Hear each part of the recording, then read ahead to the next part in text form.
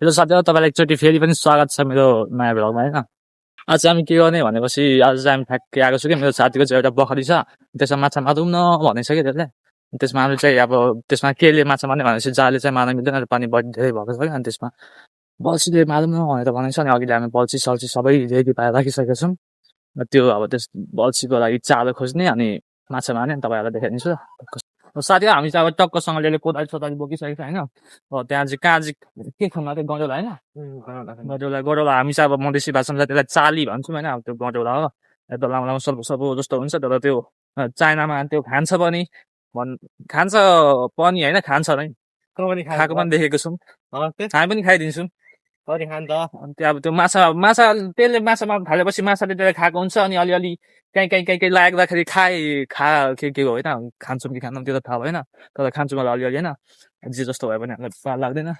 अब यस्तो सुक्खा यस्तो घाममा कहाँ पाउनु या चाली होइन, त्यसलाई देखाएकै छैन त, त्यो नयाँ भएको कुरा छैन कि त्यो बडी मात्रै मैले देखाएको छु। ए चाली यहाँ रहेछ त, त्यो खोज्न यार मैले साँच्ची दिक्क लागिसक्यो। ब्लगको कुरा छैन कि भिडियो भन्छ ल खोज्ने। ए केमा राख्छस् राख्न चाहिँ, प्लास्टिक होइन ल त्यो गरेर प्लास्टिक खोजी ल्याउँछु।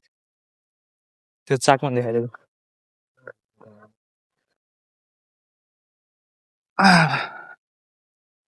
अन्त भेटिसकेको छ प्लास्टिक चाहिँ।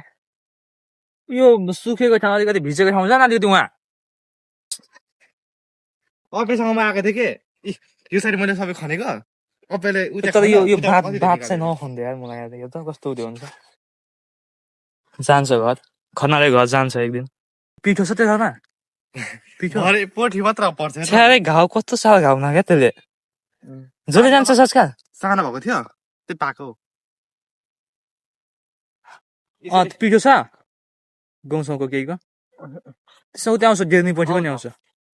त्यो चाली मुखमै छिर्दैन क्या उनीहरूको, अनि कसरी खानु त। ए आउँछ हेर त, गाइजले चाहिँ आउँछ भनेछ। अब यस्तो खालको भ्लग चाहिँ मलाई कस्तो लाग्छ यार।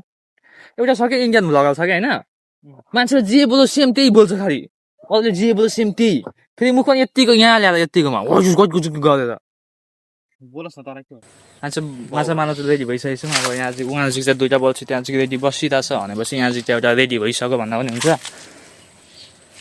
अनि यसमा यही बखरीमा माछा हामी टकटक मारिदिइहाल्ने। अब यहाँ चाहिँ ठुलो माछा आउने बित्तिकै बल्छी चुटिन्छ भन्छ, ठुलो माछा आउने बित्तिकै। अनि के काम माछा मारेको होइन, ठुलो माछै खानु नपाएपछि। माछा त्यो सिङ्गी माछा आउँदैन मुटु मुटु भएको होइन, मैले हेरेकै छुइनँ जति भए पनि हेरेकै छुइनँ। तर त्यसले टोको भनेर कति यस्तो बुतो हुन्छ नि, धेरै दुख्छ त्यो लोहा चिप्टी भन्छ नि, त्यो त्यस्तै दुख्छ। 10 मिनट भइसक्यो माछा मार्न थालेको, सधैँ एउटा माछाको नामो निशान दिएको छुइनँ के भएको। कमसेकम अलिकति सानोतिनो माछाले पनि खानु नि, के खानु नि। आँसै मऱ्यो अब त, घाम पर्यो मलाई त, अलिक टाढा छ नि हौ।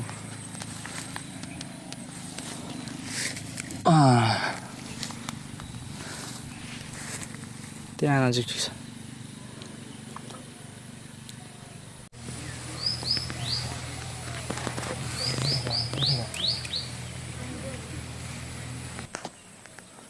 साथै हाम्रो चाहिँ यहाँ चाहिँ मारेको 1 घन्टा आउन लागिसक्यो। उहाँ केटाहरूले चाहिँ एउटा सायद उहाँ चाहिँ एउटा मारो सायद ठुलो होइन, 1-2 एउटा ठुल्ठुलो अलिक ठुल्ठुलै ठिक्कको भनौँ न, ऊ त्यसको जत्रो होइन ठिक्कको। अनि 2-3वटा चाहिँ सानो बजाएको देखिरहेको छु यहाँबाट अघिदेखि। यो त म चाहिँ यहाँदेखि अघिदेखि बसेछु 1 घन्टादेखि, माछा उता आएको छैन। खै माछाहरूले हामीलाई जिस्काइरहेको छ क्या, म यहाँ छु लुकीडुम खेले जस्तो, म चाहिँ छु, म यहाँ छु भने जस्तो। माछा लगिदिएको हामी भनेको छ। अनि ठ्याक्कै त्यहाँ चाहिँ राख्छौँ बल्छी, माछा आउँदैन। ए माछा काट्न नजाने हामी, जाम न भोलि न त आज बेलुका, रमाइलो पनि हुन्छ एकछिन। जाम न, हिलेहरू निस्किरहेको हुन्छ सबै बल्छी चाहिँ भाँचुस भएर। त यता अघि यता खैखटी गरिरहेको छ नि माछाले। धानको बारीमा कति माछा भइसक्यो मारेको होइन, के गरिदेखि भने अपेर यहाँ भाँचेको भन्छु त्यो त मुझको उतातिर नआएको नि यहाँ खासरी होइन सायद त्यो थुकले नि माछालाई मलाई भन्नुपर्छ म हात जान्छु भन्नु यहाँबाट त्यहाँ मलाई एकछिन यहाँ कस्तो सिटमा बस्नु दिएको थिएन मन लागेको छु यहाँ अल्छी लाग्यो माछाको एउटा अल्छी लाग्दैन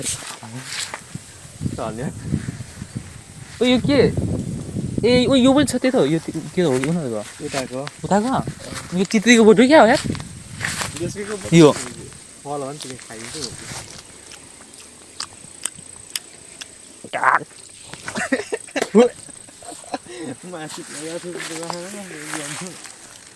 तर हेर ए त नआउँछ तस्तो आजकल खोल्दैन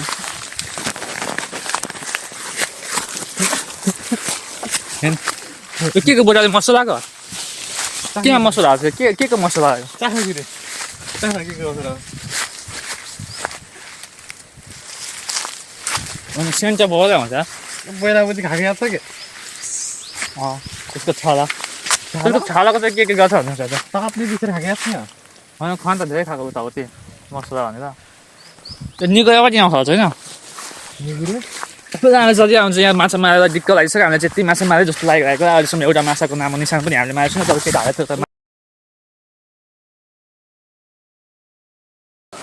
सरी यार त्यतिकै बुझि घाउँछ सरी क्या यो बैर चाहिँ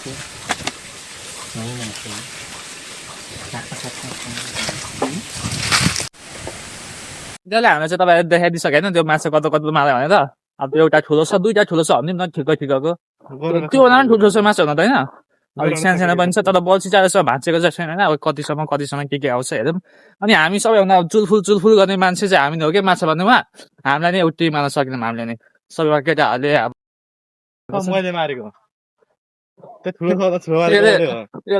मारेको कुन मारेको त्यो त थाहा पाइहाल्नु होला होइन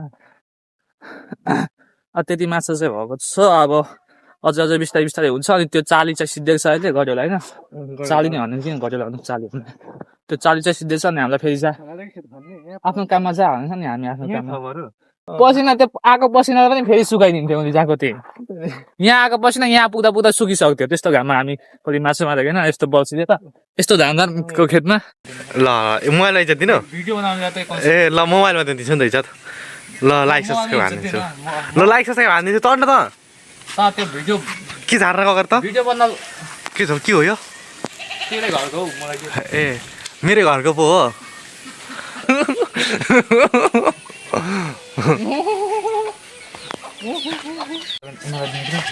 हामी मात्रै खाने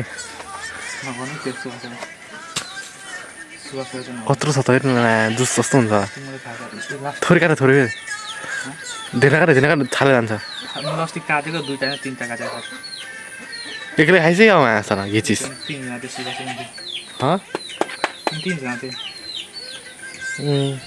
अलिक मलाई नजिक लाग्दा पनि हुन्छ तर त्यसले फेरि दिँदैछ जस्तो अरूलाई अलिक मलाई नजिक लिएर आइस न तर क्यामराम्यान कस्तो मिठो नि म्या रसै रस होला भित्र हेर्दा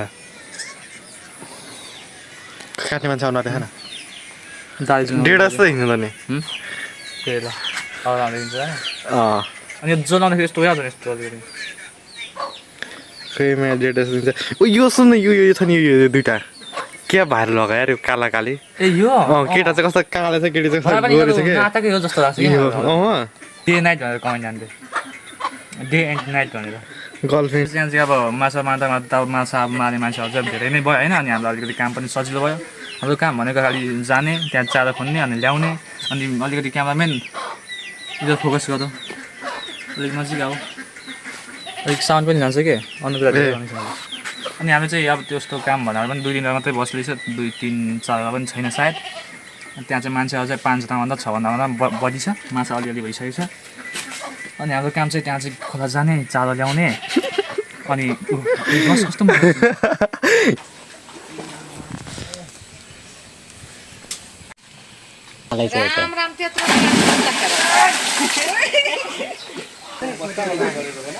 घामले पुरै